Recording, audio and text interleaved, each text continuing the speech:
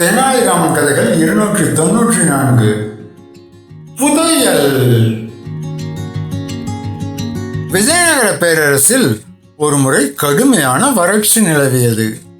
மக்கள் தண்ணீரின்றி தவித்தனர். இதை கண்டு வருந்திய மன்னர் கிருஷ்ணதேவராயர் அமைச்சர்களிடம் இதற்கான தீர்வு கேட்டார். அப்போது தெனாலிராமன், மன்னா, நமது ஊர் எல்லைக்கு அப்பால் உள்ள ஒரு பாழடைந்த கிணற்றில் புதையல் இருப்பதாக கேள்விப்பட்டேன். அந்த புதையலை எடுத்தால் அதை வைத்து நாம் தண்ணீர் பிரச்சனைக்கு தீர்வு காணலாம் என்று ஒரு யோசனை சொன்னான். அரசரும் தெனாலிராமனும் அந்த கிணற்றுக்கு சென்றனர். அங்கு தங்கம் வைரம் இருக்கும் என்று எதிர்பார்த்த மன்னருக்கு அதிர்ச்சி காத்திருந்தது. கிணற்றுக்குள் தங்கம் இல்லை, மாறாக குப்பைகளும் காய்ந்த சருகுகளும் மட்டுமே இருந்தன. மன்னர் ஏமாற்றமடைந்து, தெனாலிராமா, என்னை ஏமாற்றி விட்டாயா என்று கோபமாக கேட்டார்.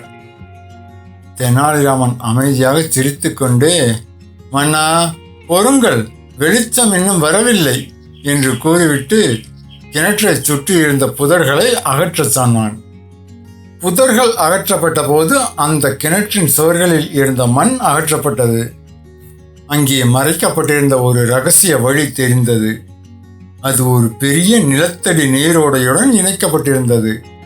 இத்தனை காலம் செடிகளும் கொடிகளும் மூடி அங்கே மண் மறைத்திருந்ததால் அந்த ஊற்று வெளியே தெரியாமல் இருந்திருந்தது. தெனாலிராமன் கிணற்றை சுத்தம் செய்தவுடன் மறைக்கப்பட்டிருந்த அந்த ஊற்று பலமாக பெருகி தண்ணீர் வரத் தொடங்கியது. வறட்சி நீங்கியது. ஊர் மக்கள் மகிழ்ச்சியில் துள்ளி குதித்தனர். மன்னர் மகிழ்ச்சியில், தெனாலிராமா, உன் மதிநுட்பத்தால் ஊருக்கு தேவையான நீரை தந்துவிட்டாய். நீ எதிர்பார்த்த புதையல் இதுதானா என்று கேட்டார். அதற்கு தெனாலிராமன், மன்னா, உண்மையான புதையல் இது இல்லை. மக்கள் தண்ணீரின்றி தவித்த போது அந்த துன்பத்தையே ஒரு வெளிச்சமாக மாற்றி உங்களை இங்கே வரவழைத்தேன். இந்த ஊற்று திறந்தால் இனி இந்த ஊர் எப்போதும் பசுமையாக இருக்கும்.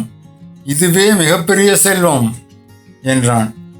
மன்னர் தெனாலிராமனின் தொலைநோக்கு பார்வையை பாராட்டி அவனுக்கு பரிசுகள் வழங்கினார்.